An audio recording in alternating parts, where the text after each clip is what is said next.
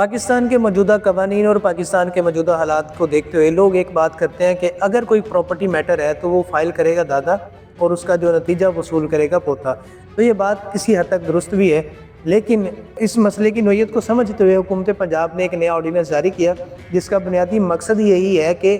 ایسے مالک جس کی جو ملکیت تو رکھتا ہے لیکن اس کے پاس قبضہ نہیں ہے، اور ایسا قابض جس کے پاس قبضہ تو ہے لیکن وہ مالک نہیں ہے، تو ان دونوں لوگوں کو انٹرٹین کرنے کے لیے اور جو اصل مالک ہے اور وہی اصل کا قابض ہونا چاہیے، اس چیز کو انشور کرنے کے لیے حکومت پنجاب نے ایک آرڈیننس جاری کیا جس کا مقصد یہ ہے کہ ایسے لوگ جو عدالتوں کے ذریعے سے، لیٹیگیشن کے ذریعے سے اپنا وقت بھی برباد کرتے ہیں، پیسہ بھی برباد کرتے ہیں، تو اس دونوں چیزوں کو بچانے کے لیے انہوں نے ایک نیا راستہ نکالا آرڈیننس کے ذریعے سے، اور ایک درخواست دینے کا طریقہ کار بھی وضع کیا جس کا بنیادی مقصد یہ ہے کہ جو متاثر ہے وہ شخص خود درخواست لکھے اور ڈی سی صاحب کے پاس یا اے ڈی سی آر صاحب کے پاس وہ درخواست لے کے خود پیش ہو جائے۔ درخواست کیسے لکھنی ہے اور کون سے ڈاکومنٹ اس درخواست کا حصہ ہوں گے؟ آپ نے درخواست کے اندر سب سے پہلے اپنا تعارف لکھنا ہے، اپنی تفصیل دینی ہے،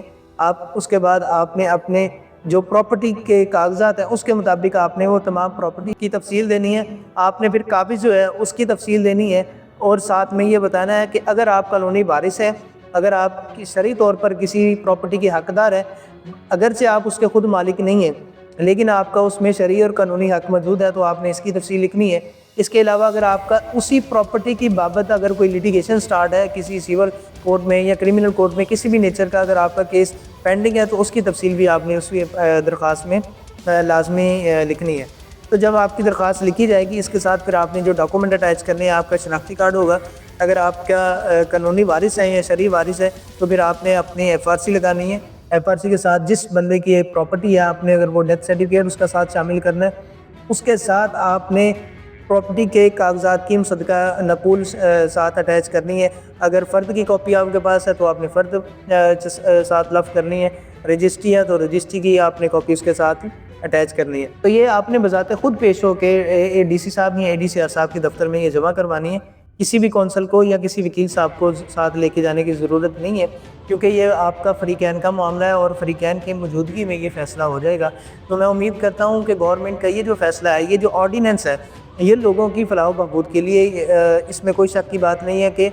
ایسا قانون جو لوگوں کو فوری انصاف دے اور انصاف کے تمام تر تقاضے بھی پورے کرے، تو ایسا انصاف دنیا میں